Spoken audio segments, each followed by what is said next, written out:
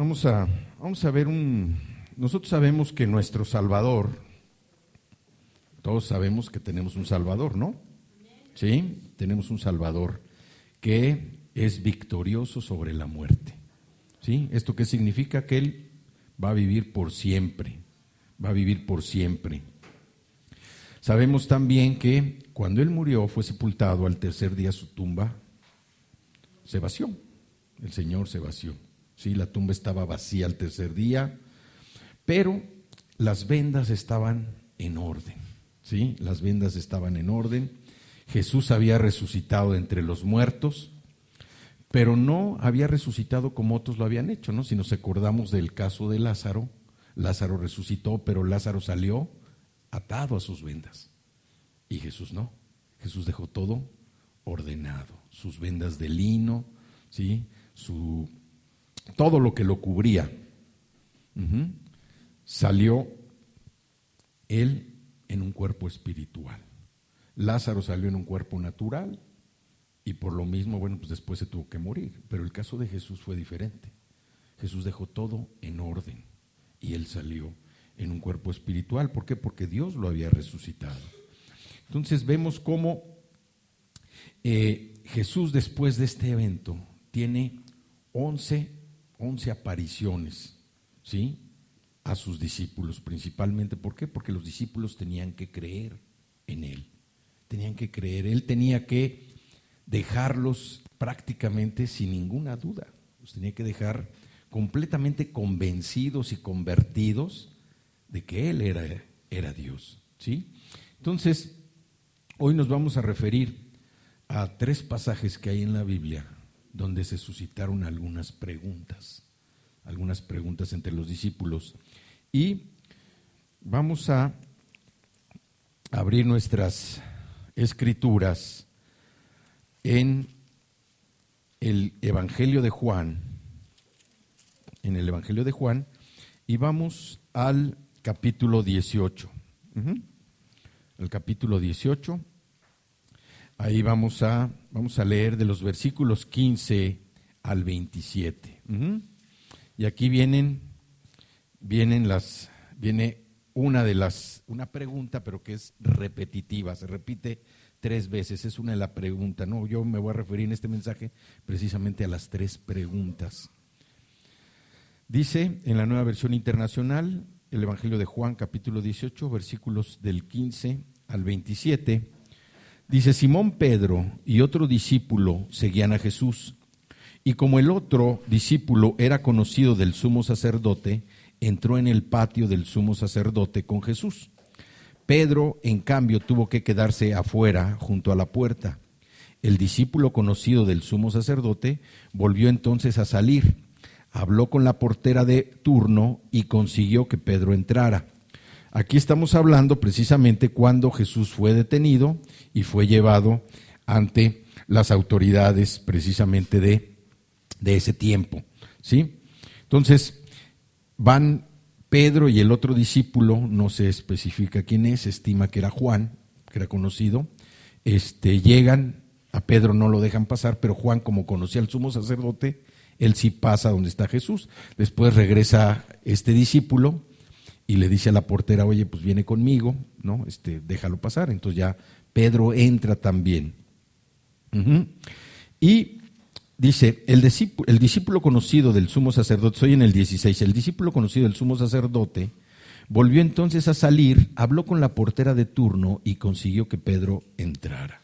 Y ahí viene la primera pregunta. Le dice: ¿no eres tú también uno de los discípulos de ese hombre?, le preguntó la portera. No lo soy, respondió Pedro. Los criados y los guardias estaban de pie alrededor de una fogata que habían hecho para calentarse, pues hacía frío.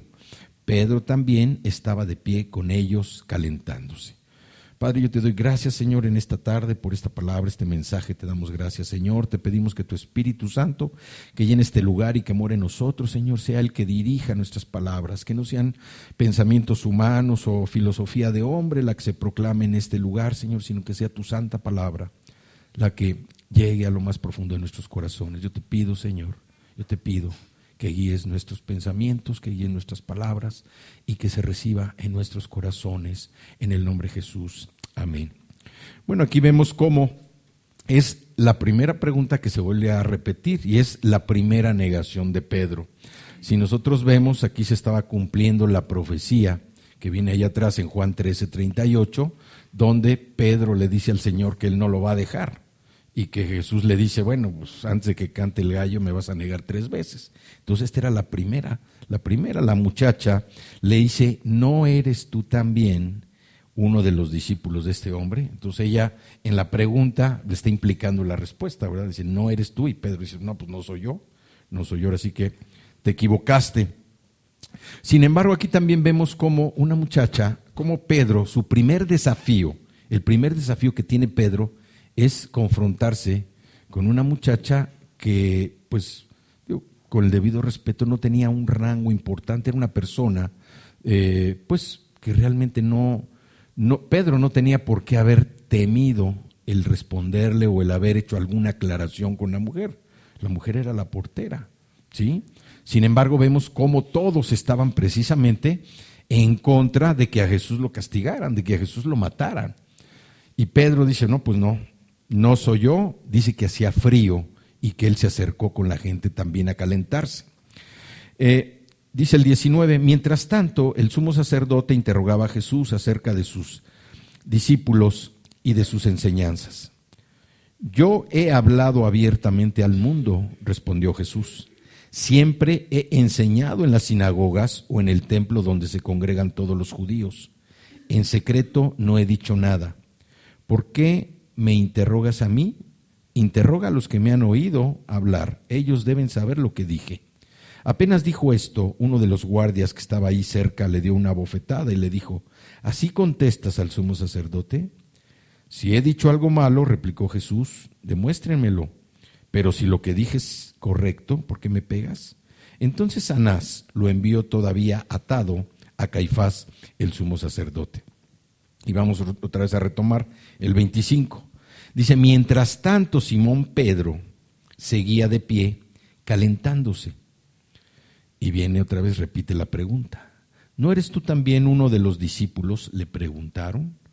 Y él pues, volvió a decir, no lo soy, dijo Pedro negándolo.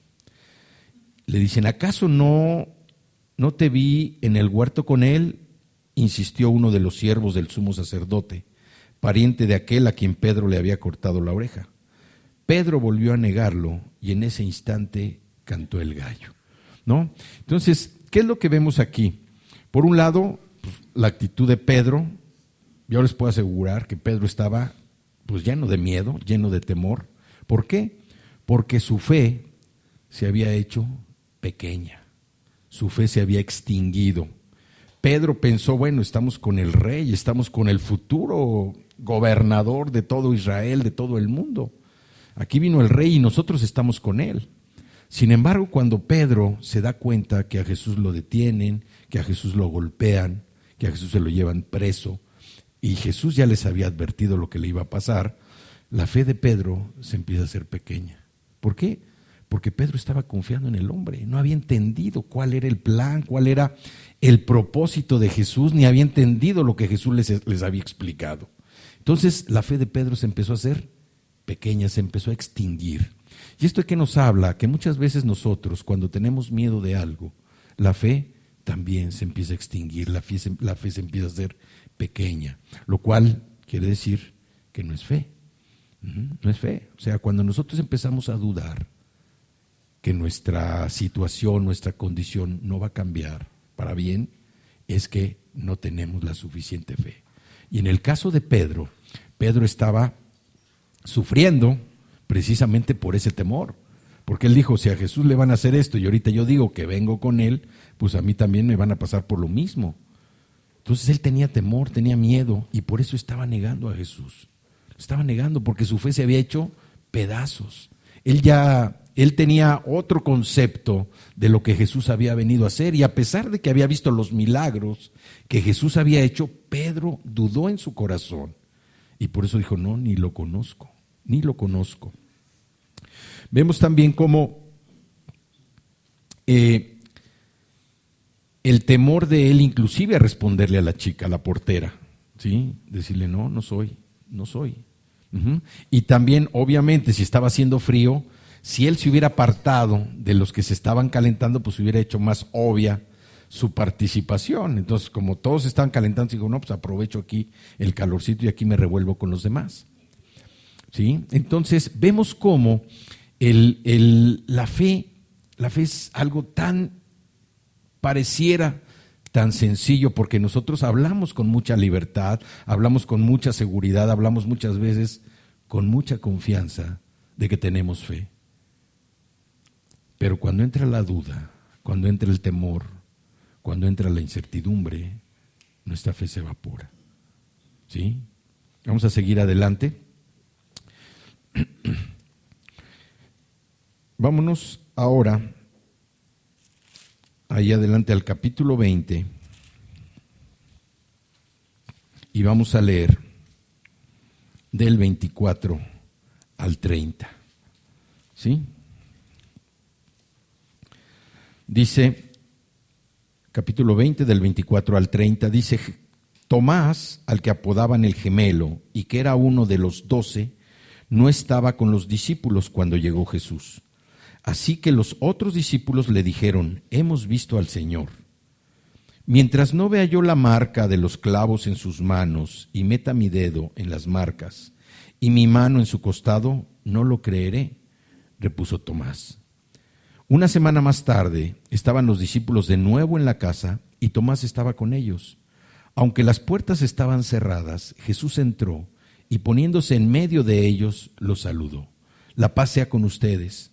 Luego le dijo a Tomás, pon tu dedo aquí y mira mis manos. Acerca tu mano y métela en mi costado, y no seas incrédulo, sino hombre de fe. Señor mío y Dios mío, exclamó Tomás.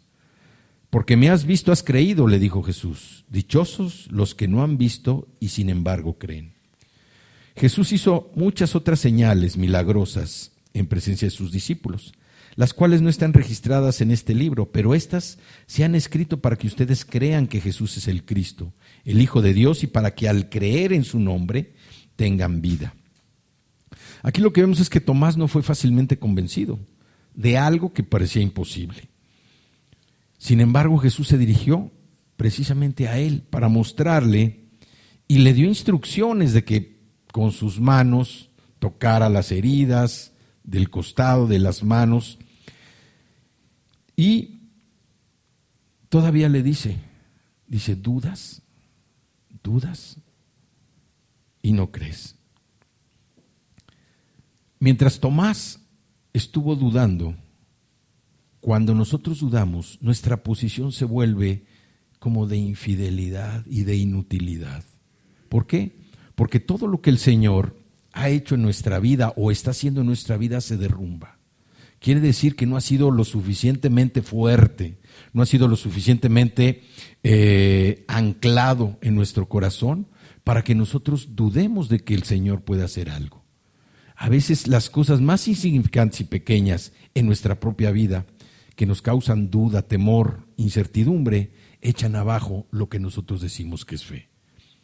Y en la palabra del Señor es algo que nos motiva precisamente a todo lo contrario, a que nosotros estemos viviendo por fe, creyendo en un Dios soberano, en un Dios que creó todo, que es dueño de todo, y que además tiene el control de la vida de cada uno de nosotros.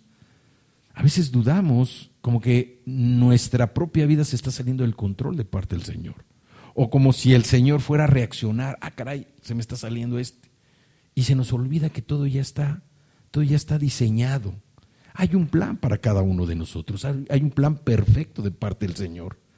Al Señor no lo vamos a sorprender, al Señor no lo vamos tampoco a presionar o a angustiar, todo ya está diseñado. El Señor ya conoce lo que vamos a hacer, ya sabe lo que estamos pensando, lo que va a pasar mañana, al rato, Él ya todo lo conoce. Decimos a veces que esta fe inmadura a veces nos lleva a querer obligar al Señor a cambiar algo. Pero Dios no se mueve así. Dios no se va a convencer por algo que nosotros queramos hacer, porque el plan ya está diseñado.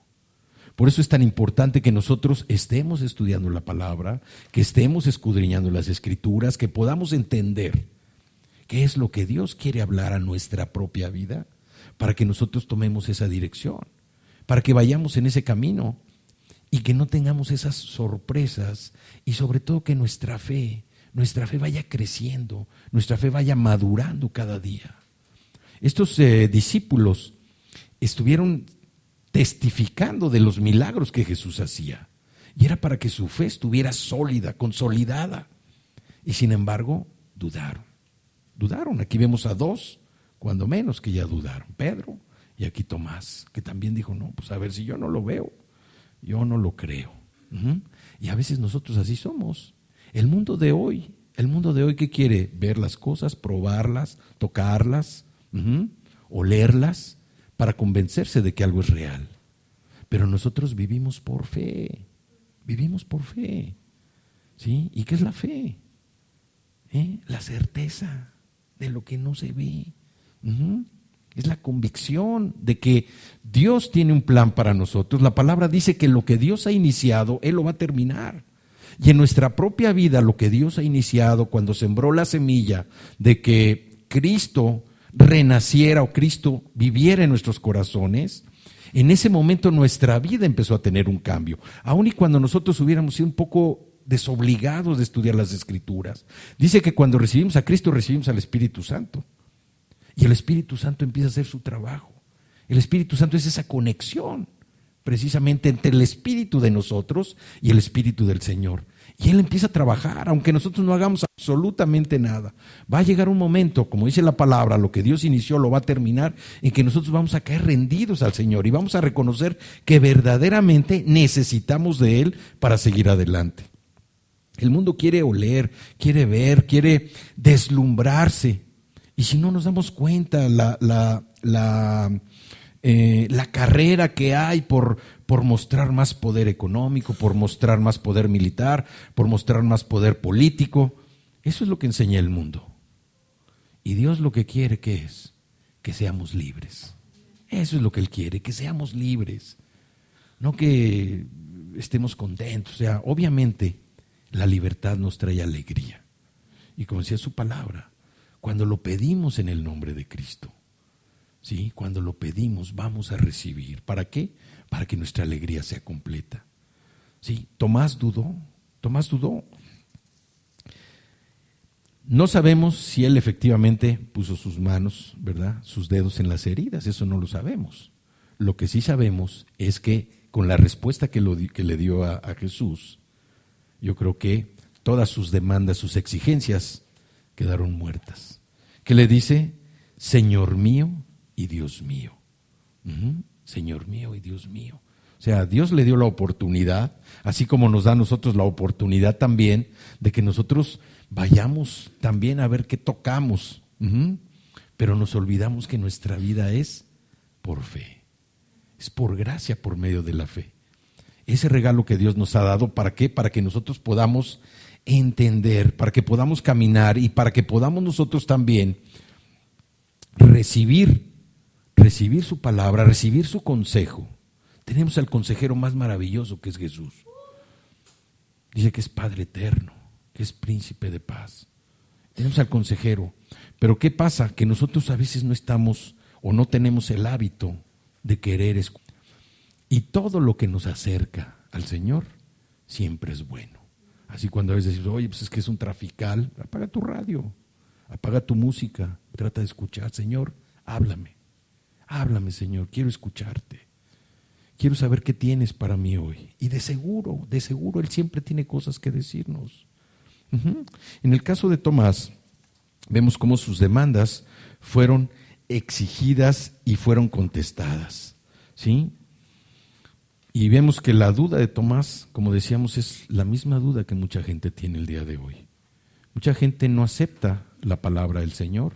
¿Por qué? Pues a lo mejor por temor, a lo mejor por comodidad, o simple y sencillamente porque no quieren. Están contentos, entre comillas, con la vida que llevan, sin saber el futuro que les espera. Entonces, ahí Jesús, ¿qué le dice? Bienaventurados los que no vieron y creyeron. Y esta es una palabra también para nosotros. Mientras menos veamos y más creamos, nuestra fe se va consolidando, nuestra fe va en aumento, vamos creciendo más en lo que el Señor tiene para nosotros. Hemos dicho que pues, todos pasamos situaciones, nadie tiene la vida fácil. La Biblia no dice que tenemos una vida fácil, dice que tendremos ciertos contratiempos, ciertas circunstancias, tribulaciones, pero que son pasajeras. En ese tiempo lo que hay que hacer es preguntarle al Señor, Señor, ¿por qué estoy pasando esto? ¿Qué quieres que aprenda? ¿Qué me quieres hablar de esto que estoy enfrentando el día de hoy? ¿Y qué debo hacer?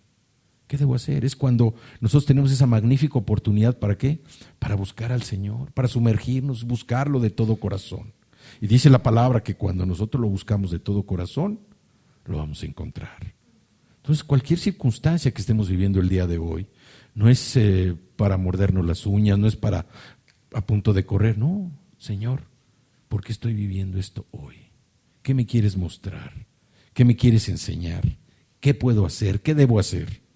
Muéstrame el camino para salir.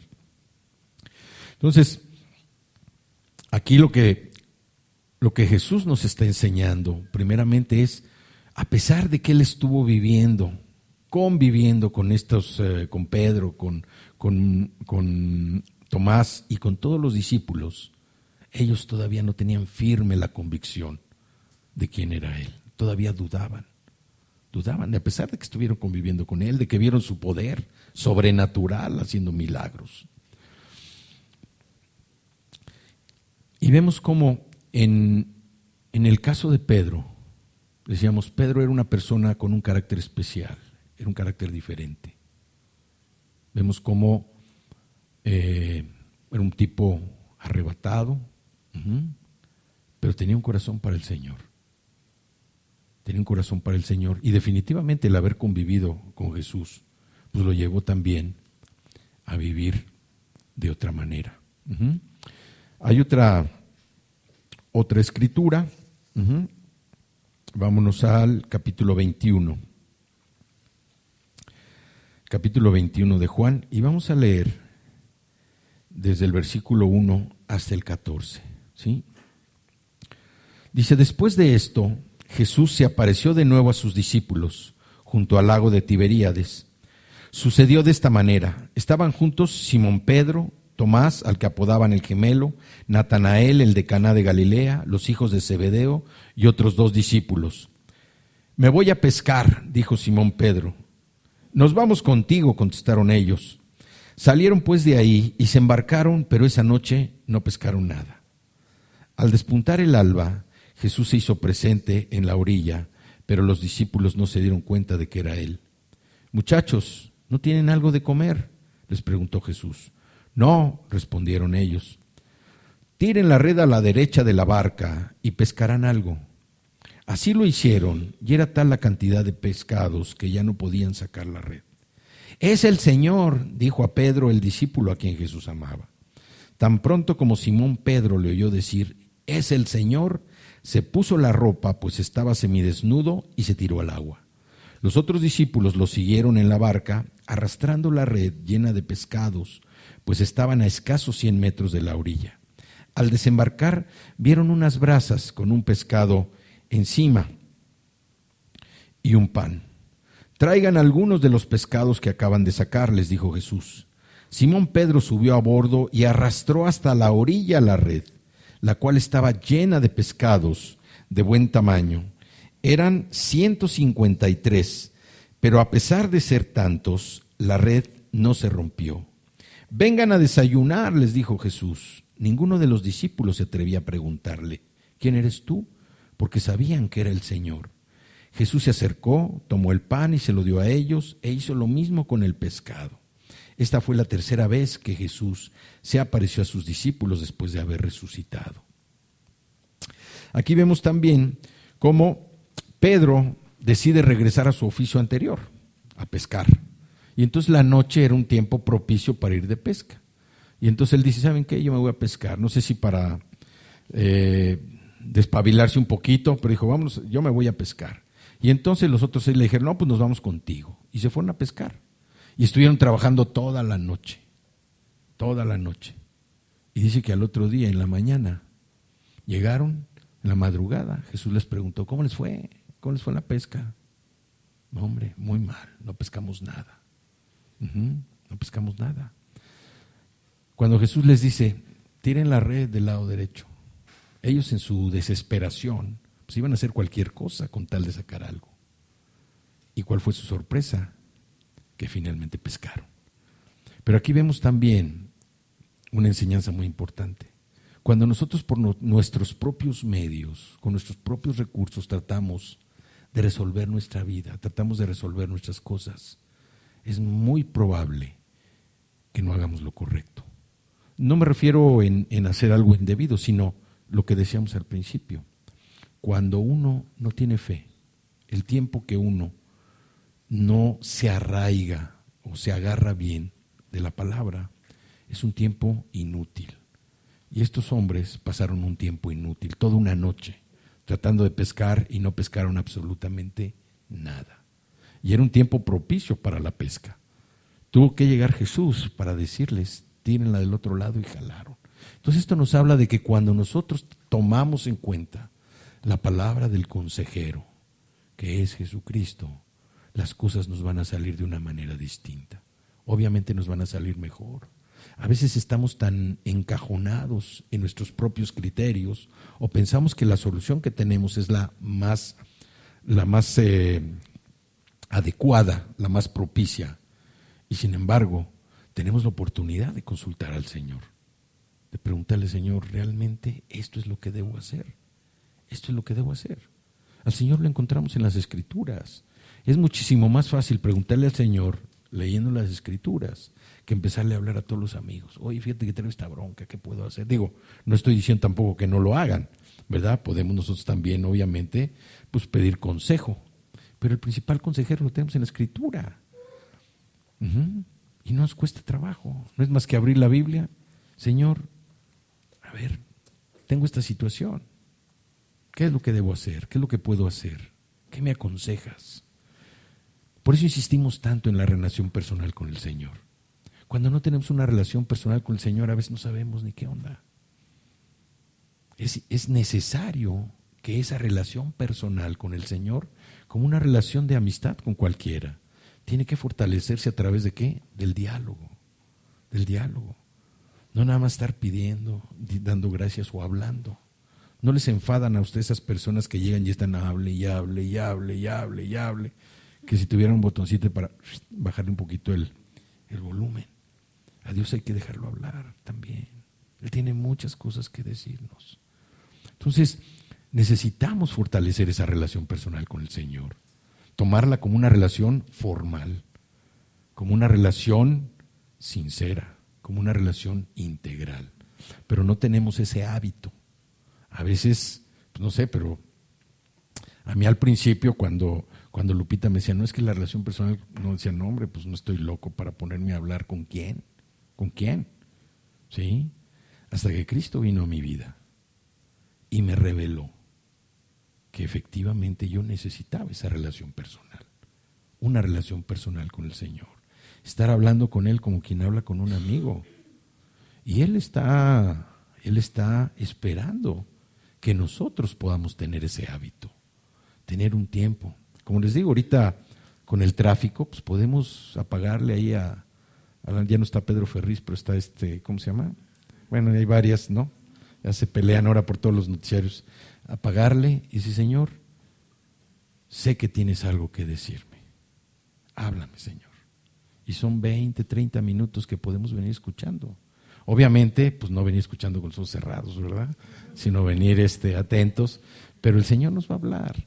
Entonces es tan importante tener esa relación personal con el Señor. Estos hombres tenían una relación personal con Jesús, pero faltaba algo que nosotros sí tenemos y que ellos tuvieron que recibir después, que era el Espíritu Santo. ¿Sí? Ellos no tenían el Espíritu Santo. Nosotros recibimos el Espíritu Santo cuando recibimos a Cristo. Entonces debemos aprovechar esa conexión que Él tiene precisamente para que nuestro espíritu se vaya fortaleciendo cada vez más.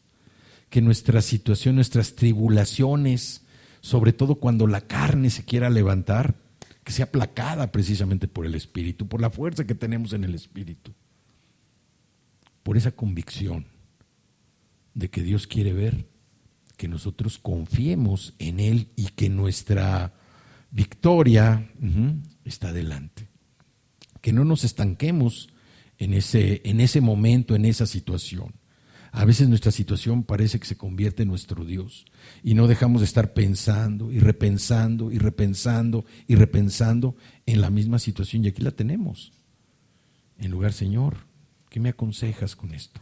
¿Qué debo hacer? ¿Qué voy a aprender de esta situación? ¿Por qué estoy enfrentando con esto? ¿Por qué tengo estas diferencias con mi hermana? ¿Por qué tengo estas diferencias con mi esposa, con mi esposo, con mis padres? ¿Por qué estoy padeciendo esto? Muéstrame, Señor, ¿qué quieres que aprenda? El Señor lo primero que te va a decir es: vuelve tus ojos hacia mí, vuelve tus ojos hacia mí, búscame con todo el corazón. Porque la vida de todos nosotros necesita seguir cambiando, ¿sí? Como veíamos la palabra la semana pasada, no podemos decir que ya lo hemos logrado. Pablo lo decía, a pesar de todo lo que había vivido Pablo, él dice: no, pues todavía me falta. Y así a nosotros, todavía nos falta. Pero no vamos a estar midiéndonos, a ver, pues ahora qué me falta, ahora qué me falta. No podemos estar así. Lo mejor es adoptar toda la Escritura como un estilo de vida y el Espíritu Santo que se vaya moviendo dentro de nosotros. ¿Para qué? Para que nosotros vayamos caminando en esa dirección que Dios quiere mostrarnos a nosotros. Aquí vemos que Jesús hace un milagro más a sus discípulos. Hace un milagro. Y la red, ¿sí? La red dice que fueron 153 pescados y de buen tamaño. O sea, si nosotros acordamos algunos de los pasajes, ¿qué estaban haciendo los discípulos cuando Jesús llegó a verlos? Pero estaban remendando sus redes, ¿no? Dice que aquí fue una cantidad tal que la red no se reventó. La red resistió. Y aquí lo que podemos nosotros también entender es que esa red es como el reino de Dios. 153 peces, está abierta para todo el que quiera entrar en él. Y va a resistir, tiene cabida para todos. La diferencia, ¿cuál es? Creer en Jesucristo. Esa es la diferencia, creer en Él. Y es lo que nos enseñan estos pasajes. Necesitamos creer en Él. Vemos también cómo de una noche de fracaso a una mañana de alegría. Toda la noche trabajando. Y a veces nosotros estamos también afanados con algo. Y queremos que salga y no sale. ¿Por qué? Porque estamos confiando en nuestras propias capacidades. Estamos confiando en que nosotros lo vamos a lograr, en que nosotros lo vamos a hacer. Pero el Señor es el que lo puede hacer. Es el que lo puede hacer. Él es el que nos lleva, Él es el que nos da los dones, las habilidades para poder salir. Tampoco estoy diciendo, pues no hagan nada, ¿verdad? Espérense a que Dios lo resuelva. No, nosotros tenemos que seguir caminando, pero caminando con una confianza ¿en quién? En el Señor. Porque solamente Él puede hacer lo que es imposible para nosotros. Y yo les puedo asegurar que todos aquí tenemos cuando menos un testimonio de que Dios ha hecho algo que parecía imposible a nuestros ojos. Ha hecho algo. Y aún así, pues estamos como Tomás. No, pues yo hasta que venga y lo vea y meta mis dedos ahí a ver si es cierto. O sea, Él nos ofrece todo. Él estuvo esperando mucho tiempo, al menos en mi vida, para entrar a mi corazón. Y pacientemente esperó, pacientemente. Entonces, ¿qué mejor regalo si Él me esperó pacientemente para que yo no pueda creer en Él lo que pueda hacer en mi vida? ¿Por qué? Porque nuestras batallas primero las tenemos que ganar en lo espiritual para que se puedan manifestar en lo natural. ¿Sí? Tenemos que, nosotros por eso les digo, necesitamos fortalecer nuestro espíritu a través de la oración, del estudio de las Escrituras, de estar atentos a lo que Dios nos quiere hablar, escuchar, ser sensibles a ver qué es lo que Dios quiere, no estar llenos de tanto ruido, tratar de escuchar lo que el Señor quiere. ¿Para qué? Para que nosotros, una vez que tengamos la victoria en esa batalla espiritual, se pueda manifestar en nuestra vida de manera natural. Vemos cómo Pedro, después de esta pesca milagrosa, después que desayunan, ¿sí? Vámonos ahora a los versículos, ahí mismo en el capítulo 21, y vámonos al versículo 15. Ya Jesús les mostró, les dijo, tiren la red del lado derecho porque hace hambre y vénganse a desayunar aquí. Llegaron a desayunar y el 15 que dice, cuando terminaron de desayunar, Jesús le preguntó a Simón Pedro, ya terminan de desayunar y entonces ya Jesús le dice, bueno, ya descansaste como quiera que sea de tu viaje, estás satisfecho de que tuviste una buena pesca, ya comiste, ahora vamos a platicar tú y yo. Y que le dice, Simón, hijo de Juan, ¿me amas más que estos? Sí, Señor, tú sabes que te quiero, contestó Pedro. Apacienta mis corderos, le dijo Jesús. Esa es la primera pregunta. La segunda pregunta le dice, y volvió a preguntarle, Simón, hijo de Juan, ¿me amas? Sí, Señor, tú sabes que te quiero. Cuida de mis ovejas. Por tercera vez Jesús le preguntó, Simón, hijo de Juan, ¿me quieres? A Pedro le dolió que por tercera vez Jesús le hubiera preguntado, ¿me quieres? Así que le dijo, Señor, tú lo sabes todo, tú sabes que te quiero. Apacienta mis ovejas, le dijo Jesús. De veras te aseguro que cuando eras más joven te vestías tú mismo e ibas a donde querías, pero cuando seas viejo, extenderás las manos y otro te vestirá y te llevará a donde no quieras ir. Esto lo dijo Jesús para dar a entender la clase de muerte con que Pedro glorificaría a Dios. Después de eso añadió, sígueme. Aquí Jesús le hace 3 preguntas, pero la primera es una pregunta que tiene pues prácticamente la contundencia de lo que Jesús quería oír. Nosotros vimos que Pedro negó 3 veces a Jesús y Jesús aquí le hace la pregunta 3 veces. ¿Por qué? Porque Jesús, en un acto de misericordia, de perdón y de amor, quería restaurar a Pedro. Y le dice, la primera, dice, ¿me amas más que estos? O sea, no le está preguntando nada más, ¿me amas? Sino le dice, ¿me amas más que estos? Es una pregunta retadora.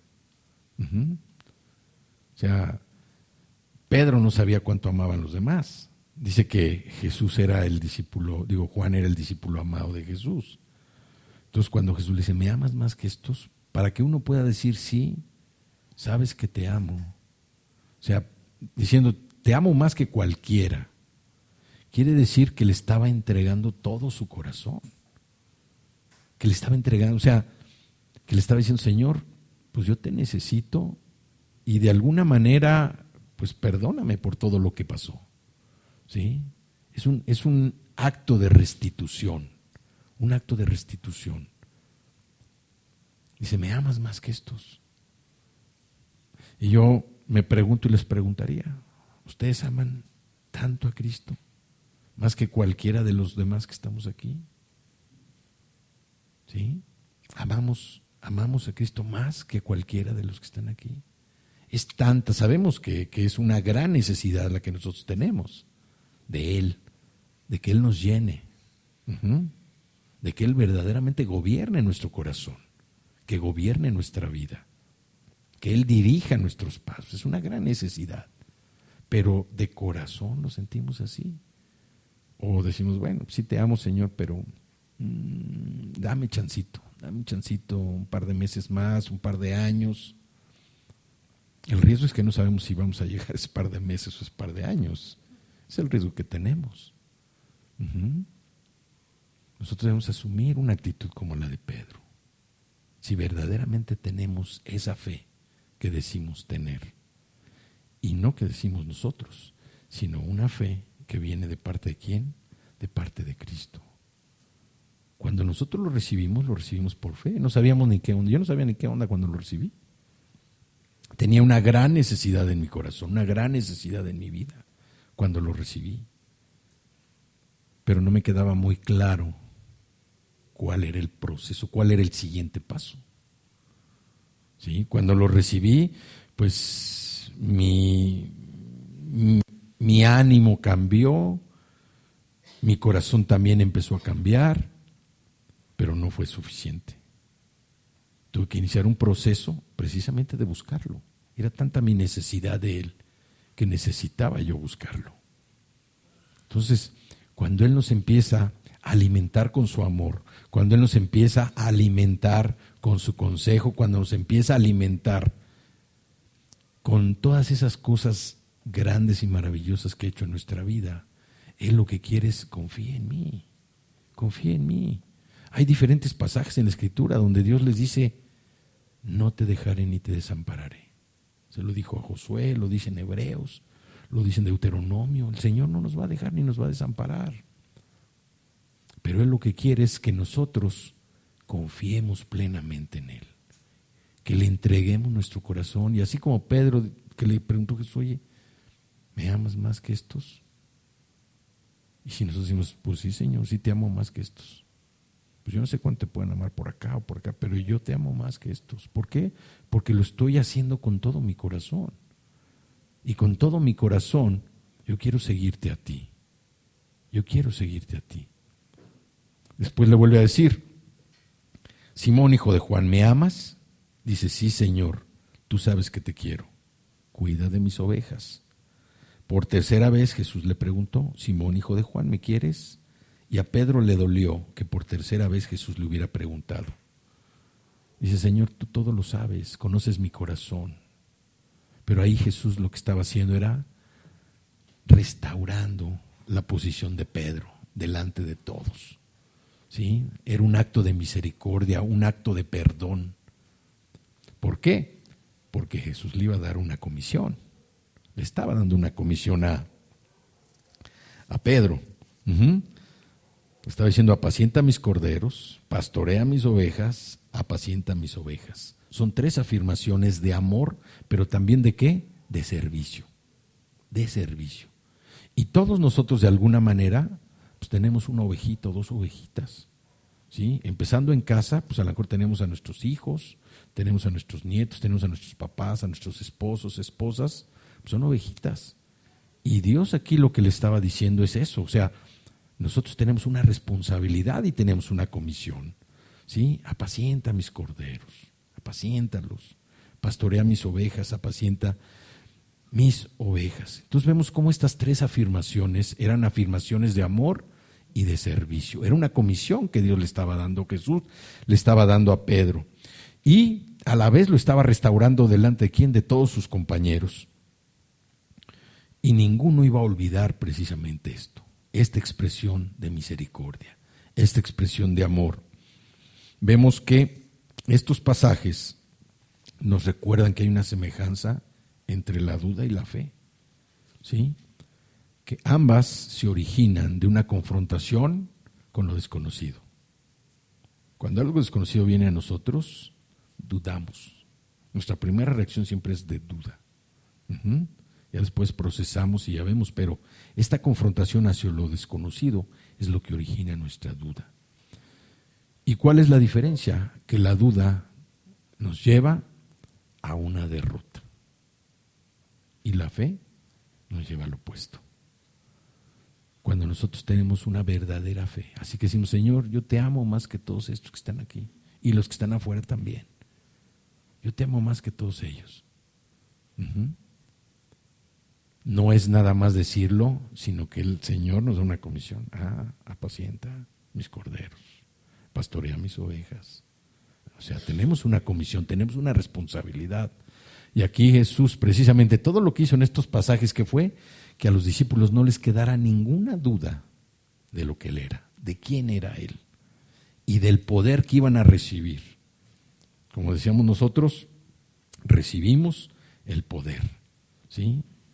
¿Qué es lo que ha hecho Cristo en nosotros? Sana nuestros cuerpos, restaura nuestra alma, nos da el poder del Espíritu Santo, tenemos el nombre de Cristo, nos justifica, nos glorifica. O sea, tenemos una serie de atributos, una serie de beneficios que Dios nos da, simple y sencillamente por el hecho de creer en Él. Por el hecho de creer en Él, tenemos todo eso. A veces no entendemos qué es todo eso, ¿verdad? Pero lo tenemos. Y por eso necesitamos meternos a las Escrituras, para comprender lo que Dios tiene para nosotros. Las grandes cosas que ojo no vio ni oído oyó, ni la mente ha concebido, son las cosas que Dios tiene para cada uno de nosotros. Por eso nosotros debemos fijarnos más en lo que no se ve que en lo que se ve. Porque lo que se ve va a desaparecer, pero lo que no se ve es lo que nos va a llevar a la vida eterna. Un cambio de actitud, un cambio de conducta, el perdonar, el proponernos el hábito de escuchar a Dios, de fortalecer esa relación personal con Él, son cosas que no se ven.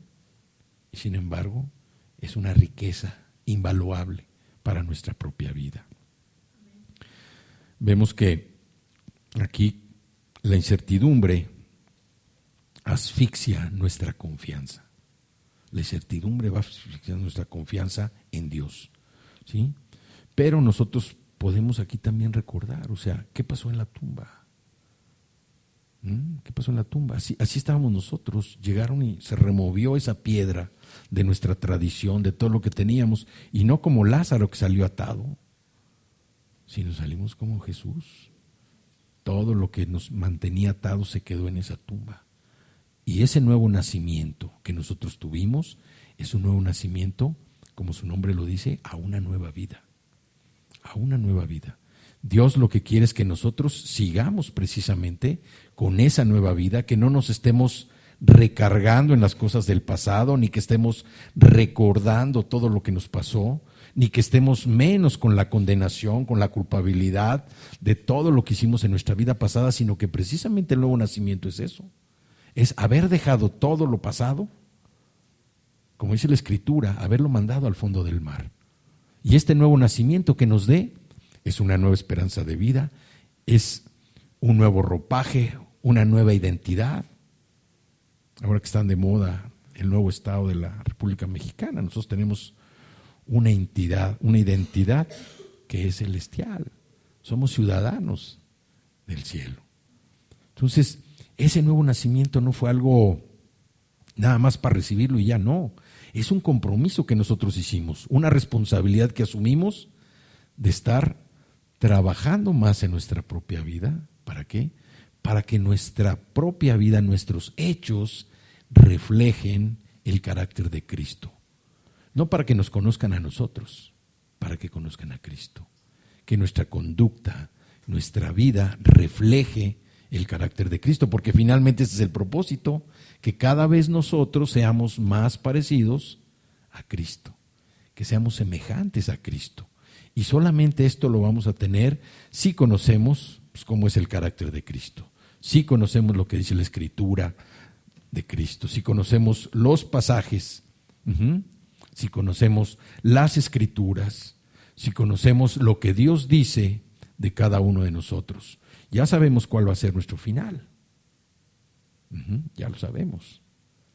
Pero necesitamos trabajar aquí.